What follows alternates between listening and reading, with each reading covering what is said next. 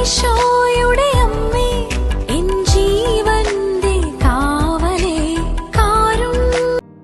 ഈശോ മിശിഹായ്ക്ക് സ്തുതിയായിരിക്കട്ടെ. ജപമാല മാസത്തിലെ 14-ാം ദിനത്തിലേക്ക് നമ്മൾ ഇന്ന് പ്രവേശിക്കുകയാണല്ലോ. ഇന്ന ദിവസം സമാധാനമില്ലാത്ത എല്ലാ കുടുംബങ്ങളെയും പരിശുദ്ധ അമ്മ വഴി ദൈവത്തിരുസന്നിധിയിൽ സമർപ്പിച്ച് നമുക്ക് പ്രാർത്ഥിക്കാം.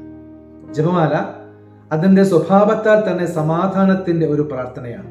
കാരണം ജപമാല ക്രിസ്തുവിനെ കുറിച്ചുള്ള ഒരു ധ്യാനമാണ്.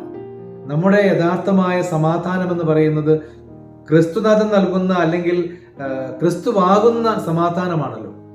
ജപമാലയുടെ ധ്യാനാത്മകമായ അതിൻ്റെ ഭാഗവും നന്മ നിറഞ്ഞ മറിയമേ എന്ന പ്രാർത്ഥനയുടെ ശാന്തമായ ആവർത്തനവും അത് ഭക്തിപൂർവവും വിശ്വാസത്തോടെയും ആകുമ്പോൾ ജപമാല ചൊല്ലി പ്രാർത്ഥിക്കുന്നവർക്ക് സമാധാനപൂർണമായ ഒരു ജീവിതാനുഭവം ഈ ജപമാല പ്രാർത്ഥനയിലൂടെ ലഭിക്കുകയാണ്.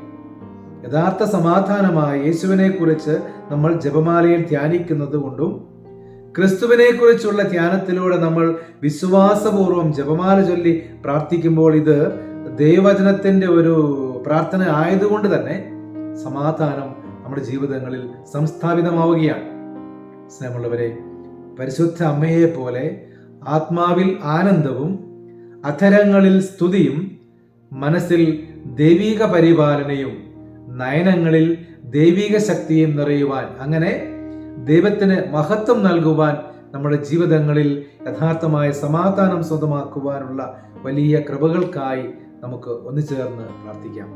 നല്ല ദൈവം നമ്മെ എല്ലാവരെയും അനുഗ്രഹിക്കട്ടെ.